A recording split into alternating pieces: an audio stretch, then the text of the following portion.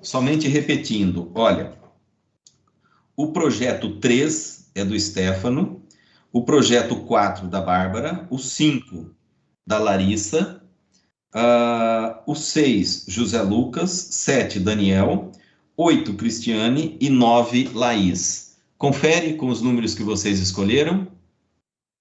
Bateu tudo aqui? Joia, muito bom, perfeito. Então, perfeito, joia, joia.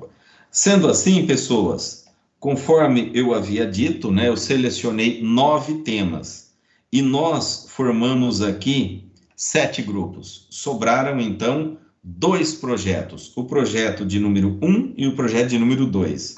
Eu vou abrir a câmera e mostrar aqui para vocês, que eu anotei na frente aqui, né?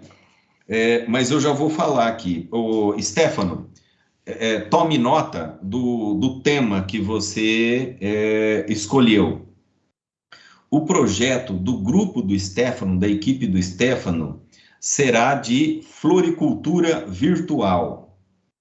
Anotou? Depois eu vou abrir a câmera para mostrar aqui para vocês. O projeto de número 4 da Bárbara será um projeto de fretes para pequenas cargas. O projeto de número 5, que é da Larissa, o grupo da Larissa, impressão 3D. Projeto de número 6, do José Lucas, é um projeto sobre infoprodutos. O projeto número 7, que é do Daniel, do grupo do Daniel, móveis de demolição. Projeto de número 8, da Cristiane, é um projeto para soluções para condomínios. E o número 9, que é o da Laís, é um projeto sobre wearables vestíveis. Eu vou explicar todos eles. Sabem o que é wearables vestíveis? Já ouviram falar? A gente sempre coloca um negócio um pouco diferente aí. Já ouviram falar sobre isso? Não? Ninguém? Tranquilo, ó. Wearables, vestíveis. Vestíveis significa algo que você usa. Por exemplo, um monitor de pressão arterial que você usa o tempo todo. Ou algo que você usa para medir, por exemplo, a oxigenação do sangue. Neste universo tecnológico, estes wearables vestíveis, eles têm ganhado uma dimensão muito grande. Obviamente que a equipe da Laís não vai falar de tudo que tem, né? Você vai escolher alguma coisa que julgue viável e, a partir daí, então, desenvolve-se o projeto. Eu vou abrir a câmera aqui para que vocês... Eu vou mostrar aqui o sorteio, inclusive o projeto 1 e 2. Se alguém quiser mudar, o projeto 1 é alimentação saudável e o projeto 2, boutique de carnes exóticas. Então,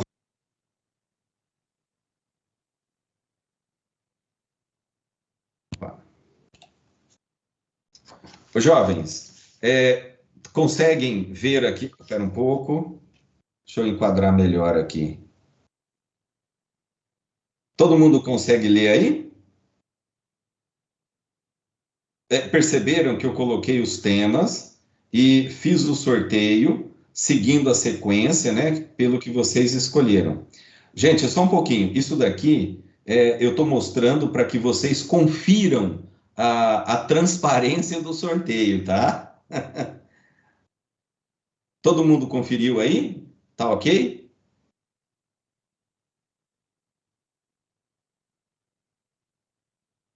Posso tirar isso aqui daqui agora para eu anotar quem vai trocar? Ó, deu para ver? Vocês conseguem ler? Eu estou aproximando um pouquinho mais. Tudo bem, jovens? Agora ficou um pouco mais visível, eu acho. Então, só um pouquinho. Só um minuto. Deixe-me ver aqui novamente. Daniel. O Daniel pegou o grupo Móveis de Demolição. Daniel, você quer trocar para o tema 1, alimentação saudável, é isso? Vou mudar. Você muda de móveis... Isso, professor. Isso, né? Alimentação saudável? Sim, senhor.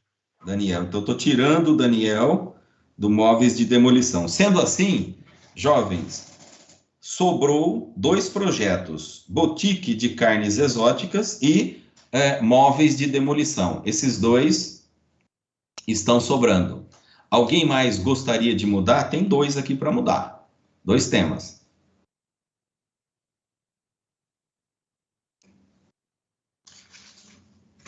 Podemos bater o martelo, então?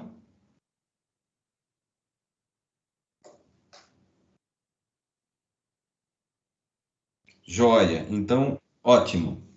Perfeito. Ficamos, então, com estes 7 grupos ou 7 equipes, sendo que iremos trabalhar esses projetos conforme foi sorteado e foi mostrado aqui para vocês. Jovens, eu vou colocar amanhã, eu coloco no Teams o roteiro do projeto que está aqui. Deixa eu me ver aqui. Um minutinho aí, peraí.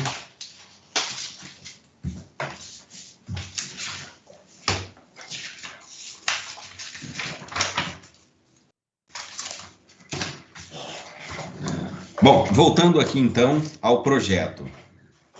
Lá no Teams, ou melhor dizendo, aqui no Teams, naquela aba onde estão arquivos e material de aula, eu vou colocar todos os projetos que foram aqui sorteados. Do 1 ao projeto 7, né? São 7 projetos. Eu vou colocar e eles estarão ali identificados pelo tema. Então, você vai baixar o seu material, embora estarão todos lá, né? Então, no caso, o Daniel, ele vai baixar o arquivo de alimentação saudável, o Stefano de floricultura, Bárbara, fretes e pequenas cargas, eu estou falando só o primeiro nome, mas eu sei que é a equipe. O impressão 3D é da Larissa, infoprodutos José Lucas, soluções para condomínios da Cristiane e wearables vestíveis, o grupo da Laís. Todos esses projetos estarão no Teams a partir de amanhã. Amanhã eu coloco todos eles lá. E aí, a partir do roteiro, né, vocês vão observar, vão verificar o que tem em forma de roteiro sobre este projeto, e eu explico todo esse roteiro na próxima aula, porque eu não coloquei isso aqui hoje. Eu não coloquei de maneira que pudéssemos garantir a transparência do sorteio, então eu não podia colocar antes. Sendo assim, amanhã cedo eu coloco, e aí vocês, qualquer um de vocês, pode baixar. É interessante que cada um dos participantes do grupo baixe o seu arquivo, porque todo mundo vai precisar das orientações que estão ali. São apenas 2 páginas. A primeira página, ele está contando alguma coisa sobre a atividade, está falando algo. Ao final da página, ele coloca um orçamento. Esse ele é o investidor ou os investidores. No caso aqui, sou eu o interessado neste tema. Na página seguinte estão as orientações, é um roteiro. O que precisa estar contido neste projeto para que o investidor possa analisá-lo de maneira segura, de maneira que a sua tomada de decisão seja firme, seja de maneira a convencer. Se eu resolver não investir, eu preciso estar convencido que não é uma boa ideia. E se eu decidir investir, igualmente, eu preciso estar convencido que colocar dinheiro nesse negócio vai me trazer uma boa oportunidade para ganhar dinheiro. Muito bem, então, sendo assim, eu coloco isso amanhã, e a nossa próxima aula, que está agendada para sexta, né? É isso? Sexta-feira. Isso, sexta-feira. Aí na sexta-feira eu passo uma orientação geral sobre estes projetos. Apenas para que vocês entendam como é o trabalho. O investidor, no caso eu, e talvez eu tenha mais investidores comigo, nós fizemos uma leitura de mercado, uma análise do mercado, e entendemos que estes assuntos ou que estes tipos de negócio podem ser uma boa oportunidade. No entanto, nós, investidores, eu e os meus outros companheiros investidores, nós não entendemos da área técnica, nós não conhecemos nada da área financeira, de risco, de marketing, a gente não sabe nada disso. Nós sabemos que os negócios, pela leitura, pela nossa expertise, que eles podem ser uma boa oportunidade. Sendo assim, estamos contratando vocês para fazer esse projeto técnico. O que pretendemos com isso? Juntar a expertise técnica de vocês com a nossa intuição. O investidor, ele tem intuição que esse projeto é legal, que essa ideia é boa, mas nós estamos paralisados na intuição. Vocês estão sendo contratados para demonstrar a parte técnica do negócio. E aí sim, eu vou analisar este projeto com o olhar da minha intuição e com o olhar técnico, que será feito por vocês, o projeto.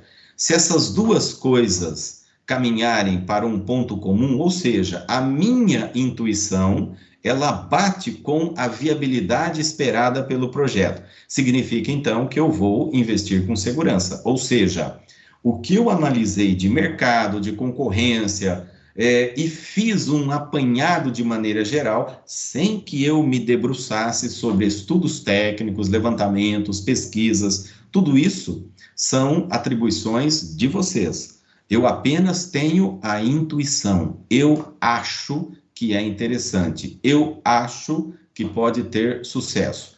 E aí, então, vocês farão essa parte técnica.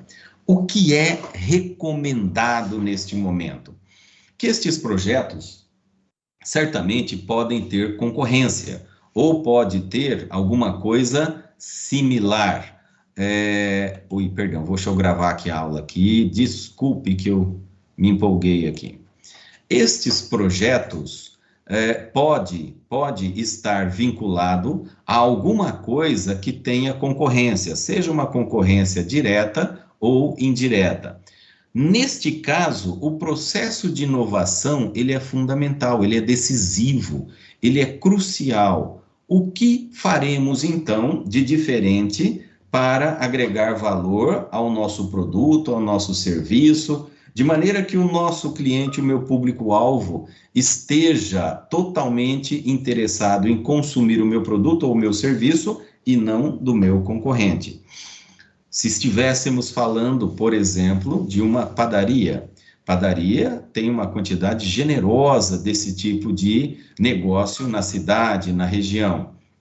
No entanto, se eu entender que a população cresce e o poder de compra também cresce, eu estou analisando de maneira geral que há possibilidade para mais negócios, ou seja, a população está crescendo, a distribuição de renda também está melhorando, e isso faz com que as pessoas consumam mais, principalmente gêneros alimentícios.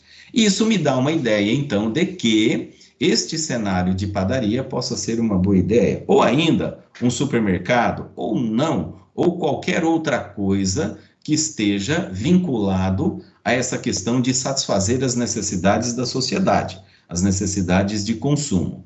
Sendo assim, nós vamos então construir este projeto. Vocês deverão estar reunidos em grupo, em equipe, melhor dizendo, irão discutir os caminhos que vocês deverão adotar para que seja buscada essa inovação, essa diferenciação.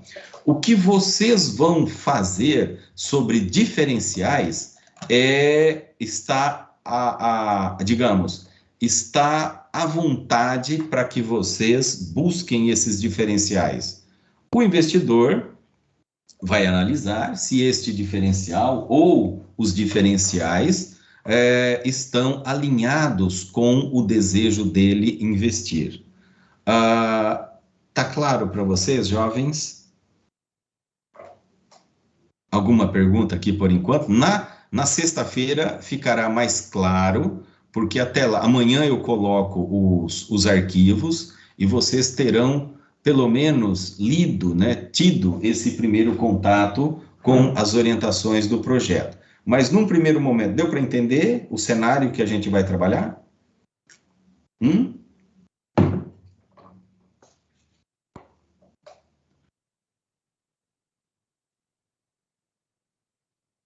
Joia, muito bom, muito bom. Eu vou dar um exemplo para vocês de inovação. Todo mundo aqui gosta de churrasco? Todo mundo gosta. Tem gente que gosta de comer churrasco, tem gente que gosta de fazer churrasco, e tem gente que gosta de fazer e comer. Ou seja, são coisas que caminham juntas. Algumas pessoas que gostam de fazer e comer, ou só fazer, elas se sentem um tanto quanto incomodadas no momento de acender a churrasqueira, ou seja, a fuligem do carvão que causa algum tipo de movimentação de pó, ou seja, o momento em que a embalagem é aberta e isso é colocado na churrasqueira, forma uma nuvem de poeira, de fuligem do carvão.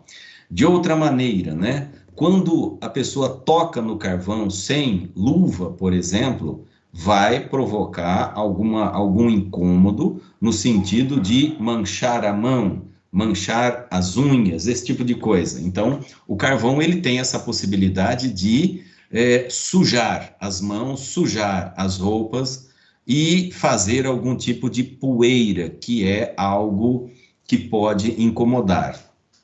Isso não é para todo mundo. Tem gente que não gosta disso. Adora churrasco, adora carne, adora o cheiro desse tipo de prato, porém não gosta, se sente extremamente incomodado com a sujeira do carvão. Muito bem. O que alguém que gosta muito de churrasco pensou, observando o comportamento do consumidor e até mesmo tentando trazer algo que pudesse ficar mais fácil? A pessoa, né, teve a brilhante ideia de criar uma caixa de papelão com carvão dentro e com um acendedor, ou seja, não suja a mão, não faz sujeira alguma. Essa caixinha de papelão, pouco maior que uma caixa de sapato, está cheia de pedaços de carvão e no meio tem um acendedor. O indivíduo coloca essa caixa inteira dentro da churrasqueira e acende o acendedor, sem nenhum tipo de sujeira. O acendedor vai fazer com que pegue fogo em toda a parte da caixa e, claro, acendendo o carvão. A única coisa que a pessoa tem que fazer depois é alimentar com mais carvão a churrasqueira para manter a temperatura. Mas o trabalho de ter que fazer aquele amontoado de carvão, pegar um acendedor ou colocar óleo, sei lá, ter algum tipo de mecanismo para acender o carvão, ele não vai precisar. Deu para entender, jovens, como algo tão comum que pertence à nossa cultura, ao nosso hábito alimentar e à nossa cultura, como eu já disse, pode sofrer algum tipo de inovação no sentido de trazer melhoria. Então, neste caso, estas caixas de carvão, elas têm de diversos tamanhos. Para churrasqueiras pequenas, médias, grandes, o indivíduo pode ainda nem sujar a mão. Cada vez que necessitar de carvão, ele coloca uma caixa lá dentro. O carvão já vai estar aceso, ele vai pegar fogo. E vai, claro, fazer com que a temperatura seja elevada. Então, vejam vocês, produto carvão existe, embalagem existe, acendedor existe, mas não existia nesta forma de estar numa caixa, poder ser transportado, permitir que a churrasqueira seja acesa, sem que haja contato direto, num primeiro momento, com o carvão, que causa esse incômodo, talvez, da poeira que ele levanta, da sujeira que ele provoca, tanto nas mãos quanto na roupa ou até mesmo no ambiente que está ali. Entenderam, jovens? Perceberam que as ideias, elas são trabalhadas de acordo com as demandas da sociedade?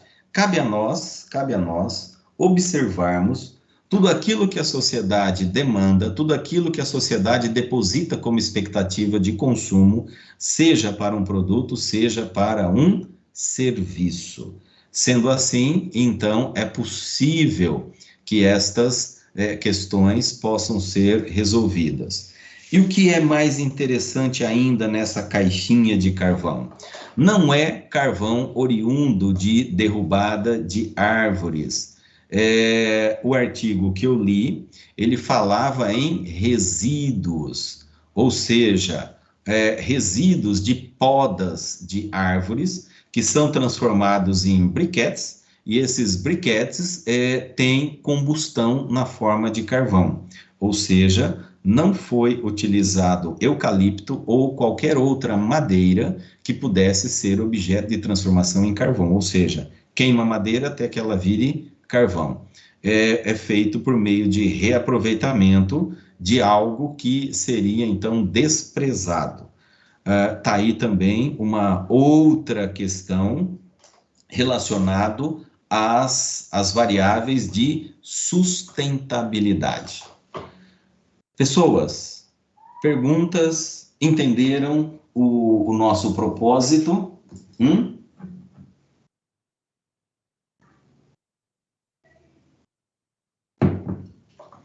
Vocês estão num silêncio tão cruel?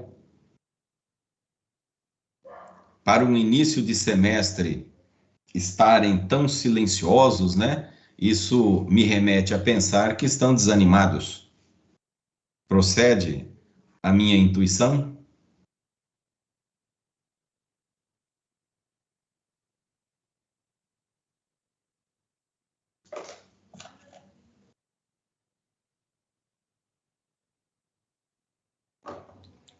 Por enquanto, ok? Tudo? Que bom, então tá ótimo. Jovens, joia, obrigado pelo retorno, fico mais tranquilo. Outra questão, vocês já tiveram contato com o Douglas? Com as aulas do Douglas?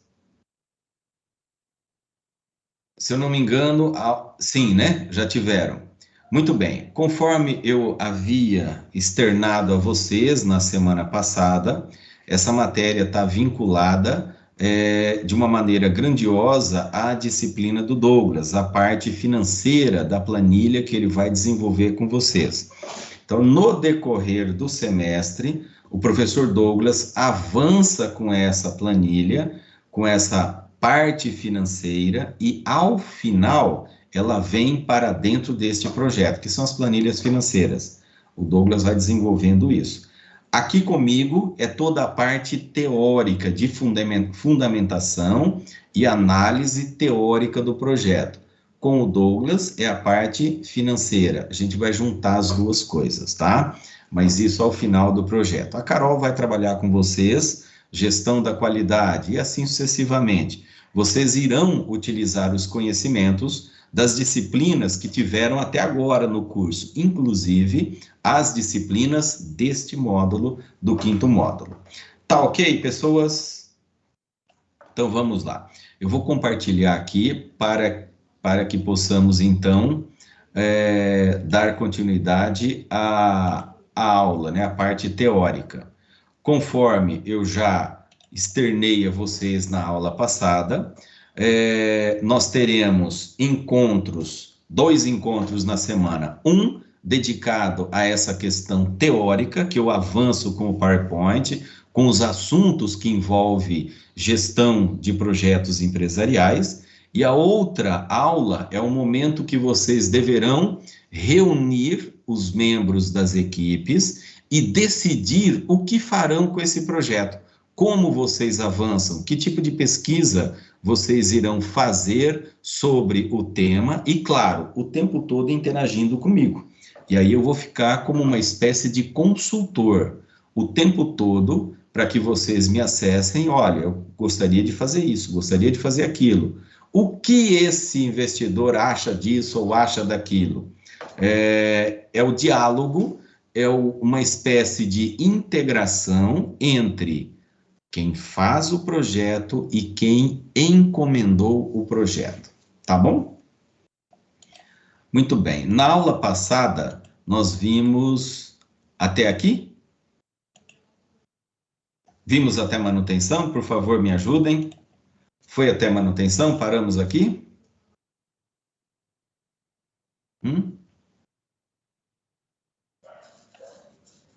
Eu não anotei onde paramos, então eu preciso da ajuda de vocês aí. Alguém está lembrado qual foi o ponto que paramos? Boa noite, professor. Boa noite. Eu acho que é no slide seguinte. No próximo? Deixa eu ver. Na manutenção? Não, no 9. Isso, foi nesse aí. Ah, tá. Joia. Muitíssimo obrigado. Ótimo, então tá tranquilo. Vamos tocar daqui para frente, né? O que foi falado por último, então, é que não importa o tamanho do projeto. O que nós precisamos é pensar sobre como iremos utilizar os recursos à nossa disposição para que os objetivos sejam alcançados. Muito bem. Então, continuando. Este ponto aqui, jovens, conhecimentos relevantes em administração de projetos, para a disciplina do sábado, eu vou pedir um trabalho, uma atividade sobre este material. Mas aí conversamos oportunamente, ou seja, vocês irão pesquisar sobre estas áreas, que isso tem relação direta com a nossa atividade, ou seja, tudo isso que está sendo colocado aqui, essas 10 áreas do conhecimento, elas estão no Guia PMBOK.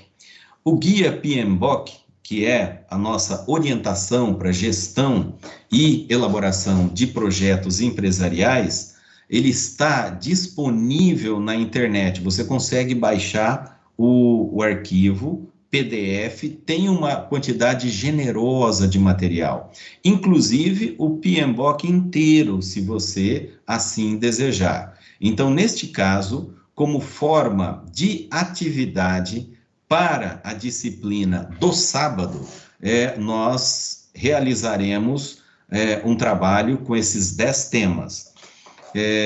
Este trabalho também pode ser feito em forma de grupo, o mesmo grupo que foi formado aqui nessa disciplina. Não há necessidade que seja individual. Por quê? Porque esse também é um trabalho extenso. O conteúdo é gigante. Eu não vou pedir que vocês coloquem o guia aqui para mim, eu vou pedir que vocês façam uma pesquisa sobre esses temas, de maneira que essa questão teórica nos ajuda aqui nesta disciplina. Tranquilo, pessoas? Eu vou fazer um resumo aqui rápido sobre cada uma dessas áreas, para que vocês entendam o que é o Guia PMBOK, o que ele traz de informações. Obviamente que o guia é o guia atualizado, ele tem mais de 700 páginas, é um negócio monstruoso. Vocês não vão copiar o guia, vocês vão fazer uma pesquisa para explicar o que significam essas áreas do conhecimento. Tá tranquilo? Então é esse a atividade para a disciplina do sábado, a disciplina avaliativa. Quando é que vocês me entregam isso? Na semana da P1. Então tem o bimestre inteiro para que vocês possam produzir também este material da disciplina do sábado. Pessoas, tá tranquilo aqui? entenderam? Essa disciplina do sábado, ela tem vinculação direta com essa nossa aqui, de maneira que o objetivo dela é levá-los à pesquisa. E nós vamos, então, juntar o que eu vou trabalhar aqui com essa pesquisa que vocês vão fazer e que está relacionado totalmente ao conteúdo teórico de gestão de projetos. Tudo bem, jovens? Está entendido o que é necessário? Eu vou colocar também lá no Teams, aqui no Teams, lá na disciplina de AAP, esses 10 temas para que vocês possam desenvolver o trabalho, tá bom? Mas eu coloco lá, amanhã ou depois eu já disponibilizo esses temas para que as equipes aqui formadas produzam este trabalho. Muito bem, o que diz o guia, né? O guia PMBOK? Esse guia, as pessoas costumam chamar de Bíblia da Gestão de Projetos. Eu não gosto muito desse nome. Eu acho que esse nome não é adequado para um trabalho dessa natureza. Eu prefiro utilizar como está estampado aqui, conhecimentos relevantes. Estes conhecimentos relevantes que têm, claro, fundamentação na elaboração e análise de projetos. Eles costumam chamar de Bíblia porque ele traz todas as respostas. Num primeiro momento, esse guia, ele tinha apenas 4 áreas do conhecimento, depois foram incorporando novas áreas do conhecimento, até chegar atualmente em 10 áreas do conhecimento, importantes, fundamentais para a elaboração de projetos. A primeira grande área do conhecimento é a administração da integração. Ela tem uma amplitude muito grande. Uma das questões importantes na integração é a integração da equipe de trabalho. Por isso que este projeto é desenvolvido em equipe. Ele pressupõe que os conhecimentos das pessoas envolvidas no projeto sejam trazidos para dentro deste projeto na melhor forma possível. Cada um de nós tem um nível de conhecimento, tem expertise e tem posicionamento sobre N assuntos que envolve a questão da gestão empresarial. A questão da integração pressupõe que estejamos trabalhando na mesma linha. É como remar um barco, ou seja, vocês viram recentemente aí na competição, aqueles remadores ficam em 2 numa canoa e remam de maneira sincronizada, sem que a canoa sofra um pequeno desvio sequer. E aqueles que têm melhor sincronia são aqueles indivíduos que ocupam as primeiras posições. Muito bem. Uma equipe de projetos tem que funcionar como uma canoa, sendo remada por várias pessoas. Todo mundo tem que entender sobre a canoa, sobre o remo, sobre a água, sobre temperatura, sobre o vento. É necessário que tenhamos um universo de conhecimentos para que façamos, então, projetos seguros. Eu preciso entender da área, né? Eu preciso entender sobre o que eu estou fazendo. Mas eu preciso entender tudo? Não, jovens, não há necessidade de entender tudo, claro que não. Isso seria uma tarefa inglória. Nós precisamos saber o suficiente, principalmente para mantermos a integração. Mais interessante que qualquer outra atividade dentro do projeto é a capacidade de trabalhar em grupo. Nós veremos mais adiante a postura do gerente de projetos. O gerente de projetos sabe tudo? Não. O que ele precisa saber com profundidade? Liderar pessoas. Não importa que estamos fazendo um projeto de uma empresa que vai trabalhar com carnes exóticas. Significa que esse indivíduo tem que entender tudo de carnes exóticas? Não. Ele vai buscar pessoas que entendam e ele vai exercer, no caso, o gerente de projetos, ele vai exercer a liderança sobre elas. Mais vale a capacidade de liderança do gestor de projetos do que conhecimento técnico para ele.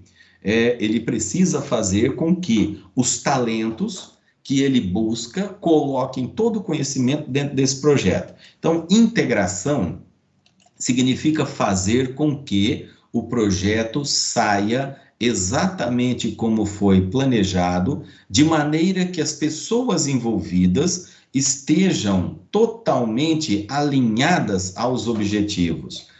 Outra forma de integração entre a equipe que elabora e o investidor. É necessário que o investidor seja perguntado sempre que houver alguma dúvida ou a necessidade de alguma mudança radical. Talvez ele não queira isso. É necessário que ele seja questionado, perguntado, para que tenham a certeza absoluta sobre o que ele pretende, sem que estejamos correndo o risco de que aquilo que o investidor propôs que seja totalmente entendido por aquelas pessoas que vão fazer o projeto.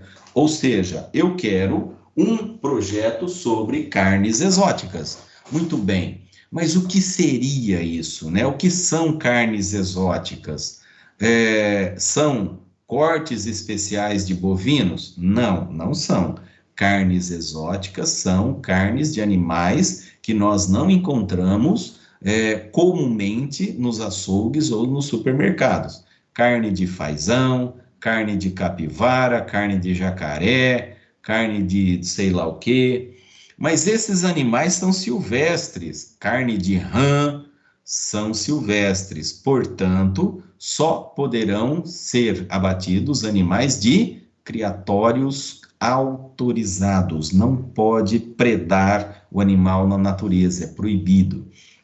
Pode consumir jacaré? Pode, desde que ele tenha sido criado num criatório autorizado pelo IBAMA, que ele cumpra todas as exigências.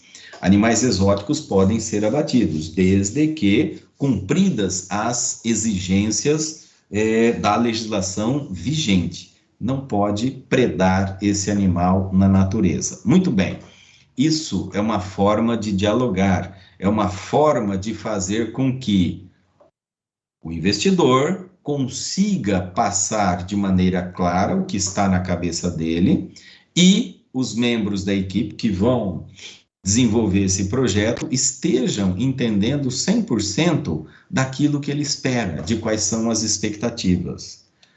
Isso seria, então, o caminho da integração. Quando vocês pesquisarem sobre o tema, vai haver uma amplitude maior sobre isso, naturalmente. Eu falei aqui a pontinha do iceberg para que vocês pudessem ter conhecimento. Administração do tempo. Ora, o projeto ele tem tempo para começar, para pensar na ideia, para ser desenvolvido e para ser implantado. Nós temos um tempo lá dentro que vocês vão verificar, chama-se cronograma físico-financeiro. É o tempo que vocês vão dividir as atividades do projeto, bem como estabelecer orçamento a ele. Por exemplo, eu vou reformar o prédio, eu vou equipar o prédio. Para reformar, eu levo quanto tempo? Eu levo 2 meses. E eu gasto quanto? Eu gasto X. Para eu colocar os equipamentos, eu vou gastar X mais 1. Quanto tempo eu levo para cotar e para que esses equipamentos cheguem? E assim sucessivamente. Quanto tempo eu levo para contratar e treinar pessoas? Quanto tempo eu levo para cotar e estocar insumos? Qual a quantidade de insumos? O tempo com relação a essa questão do projeto e o tempo com relação à inovação que você pretende trazer, de maneira que, se ficarmos durante muito tempo planejando, talvez a concorrência perceba a nossa movimentação e ela poderá ser mais ágil e sair na nossa frente. O que queremos dizer com isso? Planejar é interessante, é fundamental, mas você não vai ficar planejando 200 anos, não dá tempo para isso. É necessário que façamos o estabelecimento de um tempo razoável para que o projeto seja pensado, desenvolvido e implantado, ou não. Ou, ao final do projeto, possamos chegar à conclusão que ele é inviável, nós não vamos fazer. Mas devemos ter um tempo razoável. Em média, no Brasil, projetos, eles levam entre 4 e 8 meses. 4 e 8 meses. Dependendo do projeto, da complexidade dele, pode levar um tempo maior. E, claro, dependendo da complexidade, também pode levar um tempo menor. Então, estima-se que um tempo razoável para um projeto, algo em torno de 6 meses. É o suficiente para desenvolver, principalmente, projetos que não tenham um grau de complexidade estendido. Projetos que dependem, por exemplo, de análise de mercado, de estudo de viabilidade, de concorrência, como esse que vocês vão fazer. Então, a isso é possível estabelecer um tempo limite de 6 meses. Administração dos custos. Neste material, vocês vão encontrar um orçamento. Este orçamento é o valor que o investidor está disposto a desembolsar. Por exemplo, eu estou disposto a desembolsar o equivalente a 450 mil para uma padaria. Eu entendo que com 450 mil é possível montar uma padaria interessante, com todos os seus equipamentos, as adequações do prédio e tudo mais. Nós vamos, então, estabelecer critérios para gerir este valor, principalmente sobre o desembolso com relação aos investimentos, máquinas, equipamentos, utensílios. Isso fará parte da primeira página da planilha do Douglas. Muito bem. Administração da qualidade. Vocês terão aula com a Carol sobre gestão da qualidade. Ela vai passar para vocês algumas ferramentas de gestão da qualidade. Ao final, claro, do conteúdo da Carol, vocês terão condições de escolher 1, 2 ou 3 ferramentas de gestão da qualidade para o projeto de vocês. Eu não vou me adiantar aqui, porque esse conteúdo é da Carol, apenas para que vocês saibam que gestão da qualidade, ela estará alicerçada em alguma ferramenta para que isso possa ser realizado. Administração de recursos humanos, vocês já tiveram este conhecimento nos semestres anteriores. Como devemos fazer, ou o que pretendemos fazer com a equipe que trabalha no projeto e a equipe que vai trabalhar na empresa, quando ela estiver pronta para funcionar. Ou seja, quais critérios de gestão de RH devemos ter, então, para com os nossos futuros colaboradores? Administração das comunicações. Ora, esta comunicação, ela pode estar dividida principalmente em 2 momentos. Primeiro momento, a comunicação interna e, num segundo momento, a comunicação externa. A comunicação externa é com o cliente, com os stakeholders, com fornecedores, com concorrentes, tudo aquilo que está fora da empresa. A comunicação interna dentro da equipe que está elaborando o projeto. Como vocês irão dialogar para que esse projeto saia exatamente como ele foi idealizado aqui, né? O projeto para uma padaria, o projeto para um açougue, o projeto para uma empresa que faz serviços mecânicos, um centro automotivo. Então, vejam vocês, a administração das comunicações significa em que momento e quando eu vou utilizar e até mesmo que recursos eu utilizo para estabelecer comunicações entre os membros da equipe e depois o processo de comunicação entre os colaboradores da empresa. Numa empresa grande, naturalmente, fazer reunião presencial é uma tarefa inglória. Uma empresa com 150, 200, 500 colaboradores, reunir todos eles num momento para que sejam passadas as orientações é algo insano, ou seja, devido às responsabilidades que cada um tem, e se todo mundo parar ao mesmo tempo, a empresa para. Nesse sentido, modelos de comunicação devem ser estabelecidos, de maneira que as diretrizes da empresa estejam sendo socializadas, estejam sendo absorvidas por todas as pessoas que trabalham naquele empreendimento. Obviamente que o nível de detalhamento da informação, ela também vai passar por algum filtro, alguma peneira. As informações estratégicas que estão aos cuidados da cúpula dominante, as informações operacionais que estão aos cuidados dos gerentes, dos diretores, e as operações de execução, que estão vinculadas ao pessoal que realmente vai colocar a mão na massa. Então, neste caso, como eu faço para estabelecer uma comunicação que é de interesse de todo mundo, de todos os colaboradores? Não, mas essa informação é só para os gerentes, essa outra é só para a equipe de diretoria, essa outra é só para o jurídico. Isso é processo de comunicação. Riscos. O que são riscos? Riscos são potenciais de algo dar certo ou não. No caso, nós estamos falando de riscos que podem negativar o seu projeto.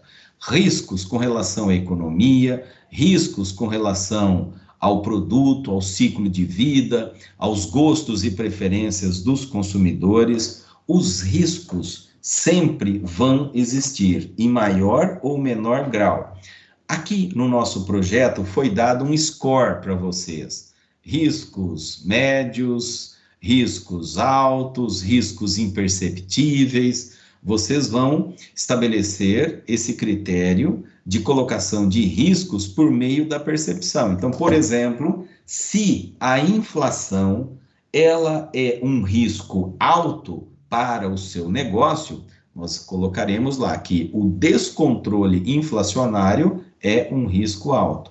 Ou ainda, se vocês tiverem a percepção que a inflação está sob controle, a inflação ela terá um risco baixo. Na perspectiva de vocês, é necessário, então, saber se esse risco ele pode acometer ou não. Se for a questão relacionada ao dólar, a variação cambial, a sua empresa depende de matéria-prima importada. O dólar ele está seguindo um caminho de estabilidade, de queda ou de elevação.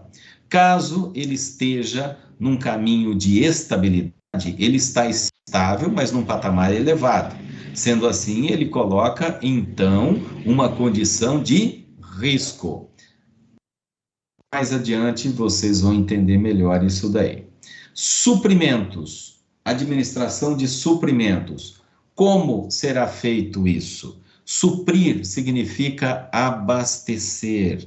Como será o processo de abastecimento das operações, das atividades? Nós vamos suprir a empresa com tecnologia, suprir a empresa com pessoas, com recursos humanos, suprir a empresa com tecnologia, suprir a empresa com recursos financeiros e assim sucessivamente. Em que momento nós vamos, então, decidir sobre investimento em mais tecnologia, em mais equipamentos, para que esta tecnologia, esses equipamentos, resultem em maior produção, em maior venda, em maior fatia de mercado? Isto é administração de suprimentos. Stakeholders. Lembram o que são os stakeholders? Estão lembrados? Vocês, eu creio que já viram isso. Lembram? Quem são os stakeholders?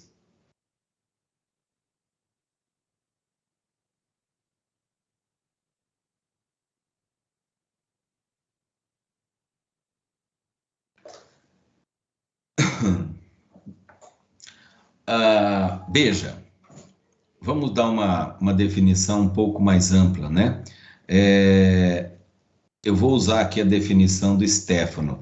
São as partes interessadas, né? Essas partes, elas podem ter interesse direto ou indireto. Conselheiro pode ser um stakeholder? Pode. O colaborador da empresa é um stakeholder? É. Stakeholders são todos aqueles indivíduos que têm interesse direto ou indireto no negócio, da mesma forma que são todas as empresas que têm interesse direto ou direto no negócio. Um fornecedor é um stakeholder? Ele tem interesse direto, né? O cliente é stakeholder? Ele tem interesse direto. Os stakeholders poderão estar divididos em duas partes: aqueles que emitem a opinião positiva e aqueles que emitem a opinião negativa. Aqueles que estão emitindo a opinião positiva com relação ao negócio, ao core business da sua empresa, tranquilo, ele está numa condição favorável. Nosso maior problema é gerir os stakeholders que emitem opinião negativa. Eu vou dar um exemplo sobre isso, bastante maluco, mas vocês vão entender bem qual seria a postura, a posição dos stakeholders. Vejam vocês, no Brasil, nós não temos o hábito de consumir carne de baleia, embora a costa brasileira seja ela toda banhada pelo oceano. Nós temos, então, toda a costa brasileira banhada pelo oceano e temos baleias nas nossas milhas náuticas que pertencem ao nosso país. Muito bem. Mesmo com toda essa riqueza de oceano e com toda essa riqueza da fauna marinha, principalmente de baleias, e elas são migratórias, né? Essa época elas estão vindo para cá. O brasileiro não tem hábito de consumir carne de baleia. Para nós, brasileiros, as baleias são animais que pertencem à fauna marinha e devem estar lá, e devem permanecer lá. Não faz parte do nosso consumo de proteína. Para outros povos, por exemplo, para os japoneses, a carne de baleia já faz parte da dieta, como também para alguns países europeus e aqueles povos que vivem no Polo Norte ou no Polo Sul. A baleia representa uma fonte importante de proteína. Muito bem, para nós ela não tem este cunho de ser objeto de alimentação. Ela tem todo o envolvimento do brasileiro, mas para que ela seja um animal pertencente à fauna marinha.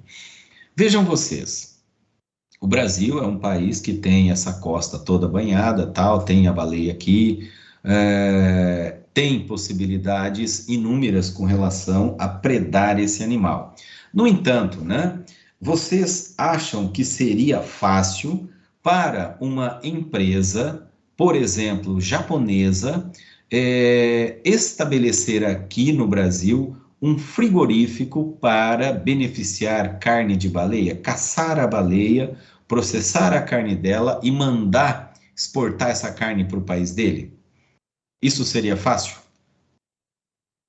É tranquilo, né? Tem possibilidades?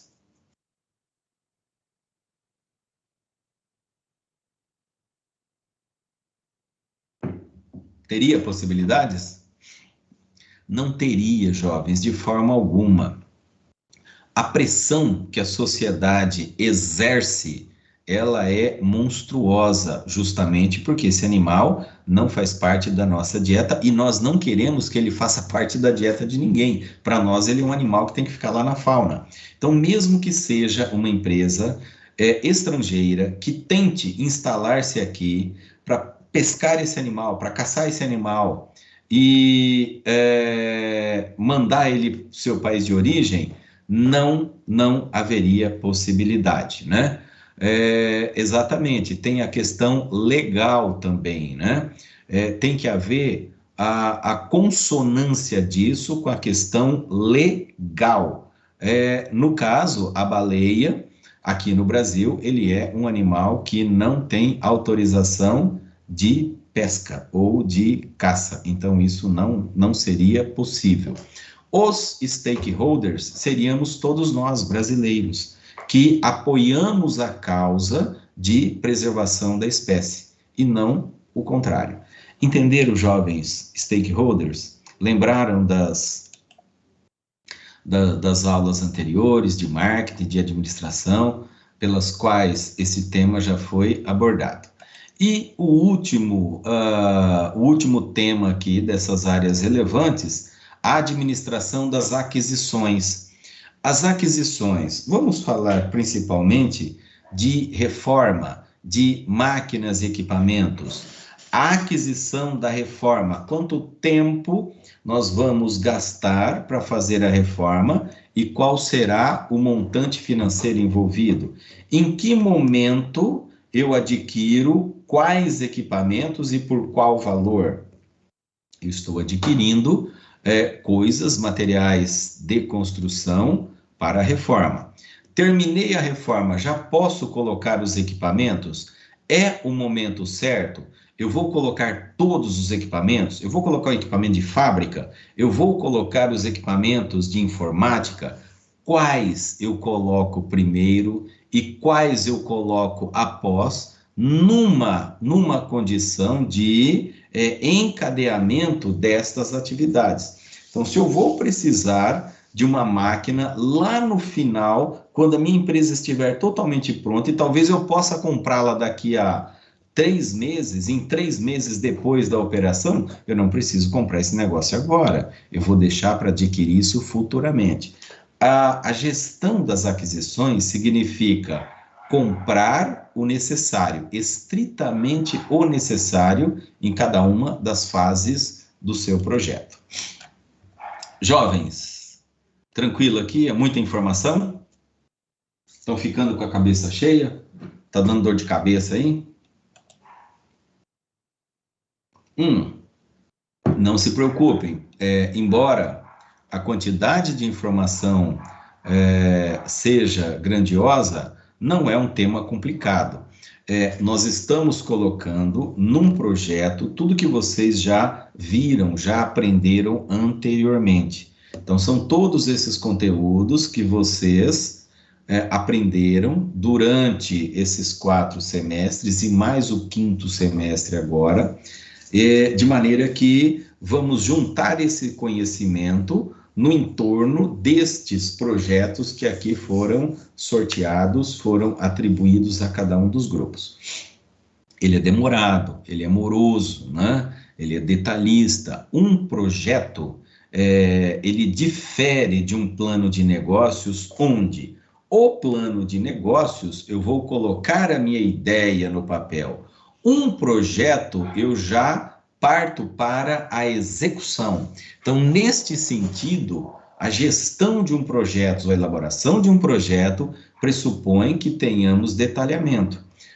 Exemplo, num plano de negócio, eu vou orçar máquinas e equipamentos. Orcei 50 mil reais para máquinas e equipamentos, num plano de negócios. Num projeto, eu vou detalhar quais são as máquinas, o que cada uma delas vai produzir, vai fazer, o custo, a manutenção, onde ela vai estar alocada em cada uma das partes da empresa.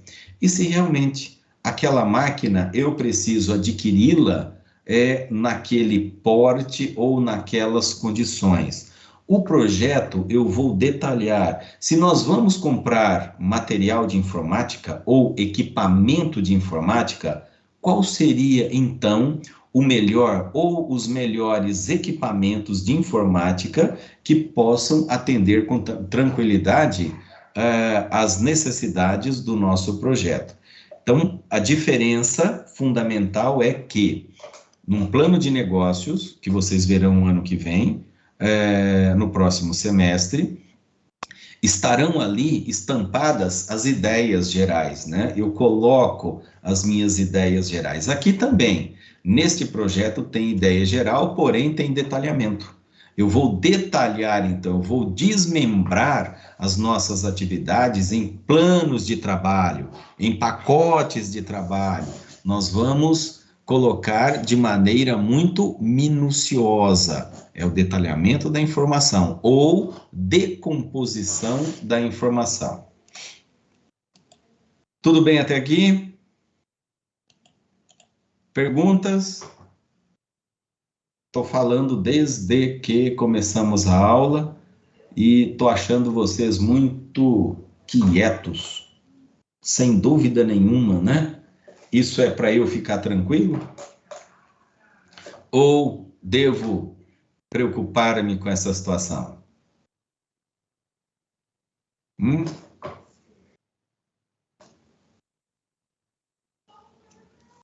Muito bem.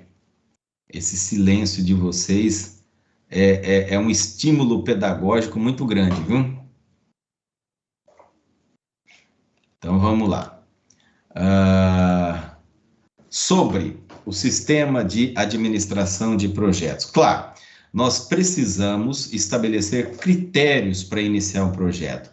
Este critério eu já passei para vocês hoje e vou colocar todo esse roteiro no Teams amanhã. Então, já existe um critério, já existe definição das atividades que estão envolvidas nesse projeto. O roteiro está trazendo o critério que nós estamos falando aqui hoje e que ele está também lá nesse roteiro, que será disponibilizado a vocês amanhã, as atividades que estão descritas, tá ali, tem uma série de atividades que obrigatoriamente precisam ser sanadas, né? O ciclo de vida do projeto, a parte que nós iniciamos o pensamento sobre o projeto, o amadurecimento da ideia, quais são, então, as necessidades que nós temos de informações para melhorar essa ideia, o momento em que a gente começa a fazer o projeto, desenvolver o projeto e encerrar o projeto. Muito bem, isso é o ciclo de vida. Quais são os procedimentos para a elaboração desse projeto? O que eu devo fazer? Eu vou precisar fazer pesquisa de mercado? Eu vou precisar consultar pessoas fora do país? Eu vou precisar fazer o quê para que tenhamos esse projeto em condições de tomada de decisão segura? Procedimentos para a elaboração do projeto significa por onde eu devo começar. A organização de equipes, vejam vocês, nós montamos aqui equipes de 4 ou 5 pessoas. Numa atividade empresarial, dependendo da envergadura do projeto, essas equipes, elas podem ter 10, 12, 15, 20 pessoas. Elas serão conduzidas por um gerente de projetos e este gerente pode dividir essas 20 pessoas, por exemplo, em 4 grupos de 5 pessoas. Ele dividiu para tornar mais dinâmico. Olha, a equipe aqui vai fazer isso, a outra aquilo. Ele dividiu e colocou um subgerente em cada uma delas. Nós somos em 20, mas estamos divididos em 4 equipes de 5 pessoas. Nós teremos os momentos onde cada uma dessas equipes estará conduzindo a atividade que lhe foi atribuída e os momentos onde todos nós estaremos reunidos e colocando tudo aquilo que está sendo produzido para este projeto. Significa, então, organização de equipes. O papel do gerente de projetos, como eu disse a vocês, o papel principal do gerente de projetos é liderar pessoas, liderar. Ele precisa conhecer tudo sobre projetos? Não. Ele pode ter um conhecimento razoável sobre projetos, no entanto, é exigido dele que ele tenha grande desenvoltura com gestão de pessoas. E, claro, quais são os critérios que deverão ser estabelecidos para avaliar e aprovar o projeto? Ou seja, quando nós resolvemos escolher uma determinada tecnologia ou escolhemos determinados perfis de equipamentos de informática, quais os critérios nós vamos adotar? Nós vamos adotar o critério pela velocidade dos equipamentos, pela qualidade, pelo preço. Qual será, então, o critério? Obviamente, pessoas, que para cada uma das questões envolvidas, deve haver um critério diferente. Nós não podemos estabelecer o mesmo critério para tudo. Se fizermos dessa maneira, por exemplo, o critério custo. Eu vou comprar sempre o mais barato, eu vou comprar sempre aquele produto que estiver numa condição de preço muito mais interessante que os demais. Aí eu estou pecando muitas vezes contra a qualidade. Então, nem sempre o critério valor do investimento, ele é o melhor. Nós precisamos, então, avaliar e entender qual será o melhor critério. Algumas coisas eu não posso abrir mão. Outras coisas, quando são tecnologias que têm paridade, por exemplo, na reforma ou na construção, eu vou escolher o ferro, a marca do ferro. Que tipo de ferro eu vou comprar? É Gerdau, é não sei o que, isso e aquilo? Ferro para construção, jovens, não tem muita diferença. A diferença é mínima. Então, neste caso, o critério de decisão será o preço, o custo de aquisição, não é? Isso porque ferro está numa condição de paridade. Cimento tem alguma questão que envolve a qualidade, mas eu posso selecionar 3 marcas que eu entendo que sejam as melhores e que, para o meu propósito, trazem o bojo da qualidade. Então, entre essas 3 marcas, eu vou escolher aquela que tem melhor condição de preço. Mas eu já selecionei, dentre 7, 8, 10 marcas, eu selecionei 3. Dessas, eu vou comprar de uma dessas 3. Pessoas, tranquilo até aqui? Alguma pergunta? Algo a esclarecer? Tudo certo?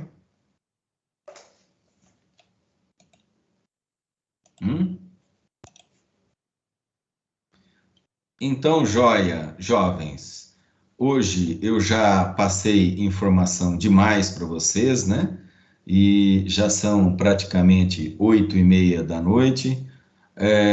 Vamos parando por aqui, a gente encerra hoje essa parte do conteúdo. Retomamos na sexta-feira, de maneira que eu vou explicar mais e melhor sobre o roteiro do projeto. Porém, o roteiro do projeto ele é autoexplicativo.